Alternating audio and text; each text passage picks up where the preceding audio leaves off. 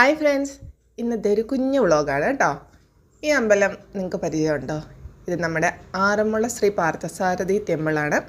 ഇവിടെ വെച്ച് അനിയത്തിയുടെ കുഞ്ഞിന് ചോറ് കൊടുക്കുന്ന ചടങ്ങിന് വന്നതാണ് കേട്ടോ. ആറന്മുള അമ്പലം ഇപ്പം നമുക്ക് പറയേണ്ട ആവശ്യമില്ല, എല്ലാം കൊണ്ടും പ്രശസ്തമാണ്. ആറന്മുള വള്ളംകളി ഇവിടെയാണ് നടക്കുന്നത്. പിന്നെ ആറന്മുള കണ്ണാടി, പിന്നെ ആറന്മുള വള്ളസദ്യ. ആറന്മുള വള്ളസദ്യയൊക്കെ കഴിച്ചവരൊക്കെ ലൈക്ക് അടിക്കണം കേട്ടോ. അപ്പം ഈ അമ്പലം എന്ന് പറഞ്ഞു കഴിഞ്ഞാൽ ബ്യൂട്ടിഫുള്ളാണ്. ഒരുപാട് എന്താ പറയുക, സ്ഥലത്തിനുള്ളിലാണ് നിൽക്കുന്നത് കേട്ടോ. പിള്ളേർക്കൊക്കെ ഇഷ്ടം പോലെ ഓടിക്കളിക്കാൻ പറ്റും. എൻ്റെ മക്കൾ അവിടെ ഒന്നും നിന്നില്ല, ഓടിക്കളിയാണ്. അങ്ങനെ ഞങ്ങളുടെ കുഞ്ഞപ്പൂവിന് ചോറൊക്കെ കൊടുത്തു. എൻ്റെ മൂത്ത മോനും ഇവിടെ വെച്ചായിരുന്നു ചോറ് കൊടുത്തത്.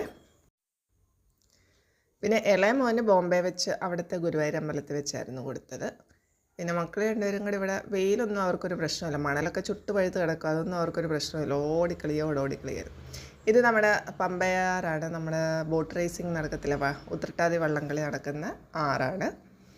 അപ്പം മക്കളെ ഇടയ്ക്ക് കൊണ്ട് ശവന്മാർ വെള്ളത്തിൽ ചാടാൻ ഓടുമായിരുന്നു, പിന്നെ തിരിച്ച് വിളിച്ചുകൊണ്ട് വന്നു. ഇത് ബലഭദ്രനിരിക്കുന്ന പ്രതിഷ്ഠയാണ് കേട്ടോ. പ്രതിഷ്ഠയുള്ള അമ്പലമാണ് താഴെയായിട്ട്. അപ്പോൾ അവിടെയൊക്കെ ഞങ്ങൾ തൊഴുതു, ചുറ്റമ്പലത്തിലെല്ലാം പോയി പ്രാർത്ഥിച്ചു. പിന്നെ ആദ്യമായിട്ട് ചാനൽ കാണുന്നവരൊക്കെ ഒന്ന് സബ്സ്ക്രൈബ് ചെയ്ത് സപ്പോർട്ടും കൂടെ ചെയ്യണേ. നല്ല പൊരി വെയിലായിരുന്നു, കാലൊക്കെ ചുട്ട് വഴുത്തിട്ടാണ് വന്നത് കേട്ടോ. പിന്നെ വീട്ടിൽ വന്നിട്ട് ഐസൊക്കെ വെച്ച ഒരു ആശ്വാസം കണ്ടത്.